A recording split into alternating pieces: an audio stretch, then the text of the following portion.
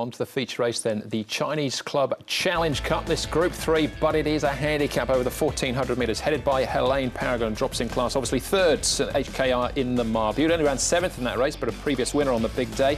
Contentment coming out of that race, finished in 12th. Peniophobia won the sprint a couple of seasons ago. Giant Treasure, third behind Southern Legend last time out. Dashing Fellow winner's way, also coming out of that race, as was Dundonald, who was first up on that occasion. And right down at the bottom of the handicap, Beat the Clock, Southern Legend, and 50-50, who's on a roll. He's won 3 of his 5 starts so far. This is one we're going to have a look at the speed map here, John. Peniophobia gets up to the 1,400 metres for the first time, even with that wide gate. Yeah. They're going to go forward, you think? Absolutely. I mean, they'll not be able to live with him in the early stages. The question here, Andrew, is whether these two guys, Winner's Way, can actually put any pressure on him in the lead at all and sort of soften him up in front. Dashing Fellow often likes to go forward as well, but again, will he have the pace of Peniophobia? That's open to debate. These two guys here are going to get good runs in the race. Beat the Clock. He's going to get a lovely run right up the rail, whereas he was badly drawn last time. And Giant Treasure's coming back to some of the form he showed from a couple of seasons ago, and he too gets a good draw. He does. I'm not sure Tommy Berry's going to want all the way back there with Helene Paragon, but we'll leave that to Tommy. Brett, what have you seen in the mornings? I think, Andrew, as you said, yeah, maybe you might want to utilise the better draw, but let's have a look at the 3 down the bottom, the sort of horses on the rise. Beat the Clock was a very, very solid 3-year-old. He came back with quite an outstanding win first up. He's a real beast of a horse, and he is working the house down. He could really be anything here in Hong Kong in his 4-year-old career. Southern Legend, we know, took the scalp of Nothing I Like More last start. Again, he's working along nicely. He's quite fit now. You wouldn't think there'd be any fitness issues with him. And the same can be said about 50-50, given a gallop down the back on the 28th under Karis Teeton. For me, he's a little bit sort of worse off at the weights here because he's 10 points behind Southern Legend and Beat the Clock, but in the weight scale he's only got £2 less, so it's a little bit of a disadvantage for him in that respect. Yeah, they're rolling the dice. It has paid off a couple of times this season already, though. Horses running. NASA was out of the handicap, yes, wasn't he? Running, of course, very well. We're taking some genuine Group 1 form here from HKIR Day. As far as the key race, of course, Beauty Generation wins the race. We've got Helene Paragon wide here down the outside. He fares best here, finishing in 3rd spot.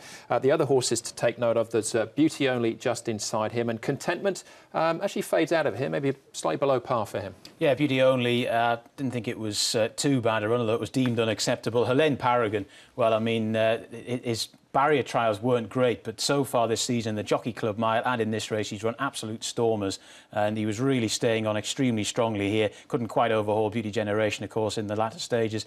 I'm just a bit concerned about him. He seems to go better in these level weights races than he does at the top of big handicaps giving away weight.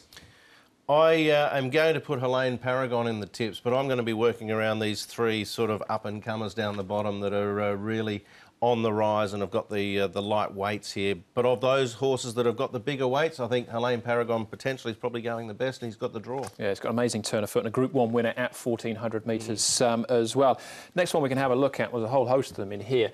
The winner is Southern Legend. This is a super effort to beat Nothing I Like More, who comes wide down the outside. The other horses, though, got Giant Treasure on his inside. We've got Winner's Way as well. Another super effort, very consistent horse, Winner's Way. Dundonald was first up. Good effort from him. And Dashing Fellow, could he be on the pace and putting a bit of pressure on the leaders, maybe? Well, it's a good question, Andrew. There's no doubt he'll be up on the pace. He's got an outstanding record course and distance. Of these, again, I'm going to sort of focus around Southern Legend, who I think is a horse that's still got scope for improvement.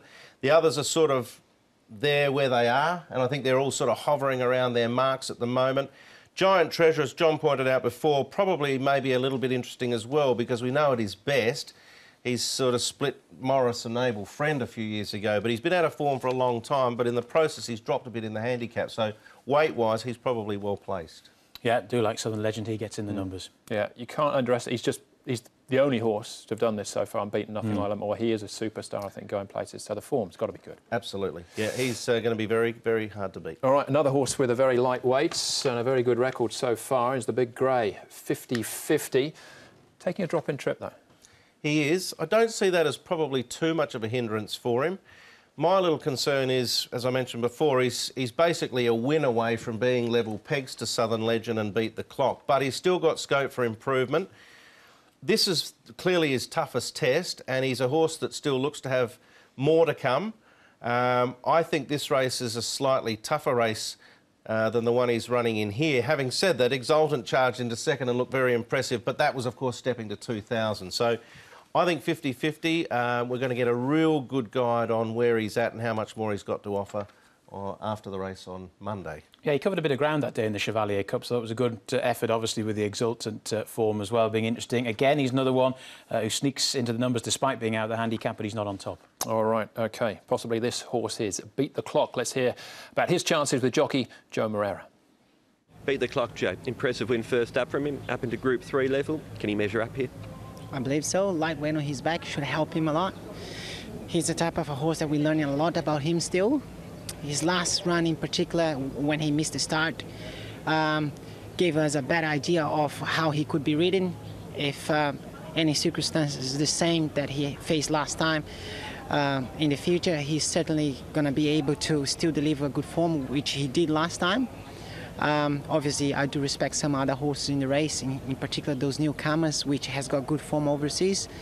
But as others has to be respected, he also have to, as he's got a good form, and he's definitely a horse that we have a lot of faith on. And what about up to 1,400 metres here? 1,400 metres, I think is going to do him even better. To me, he's a type of a horse that 12 maybe touched short for him, and over the mile stretch him to his limit. So 1,400 to him, in my opinion, is his best.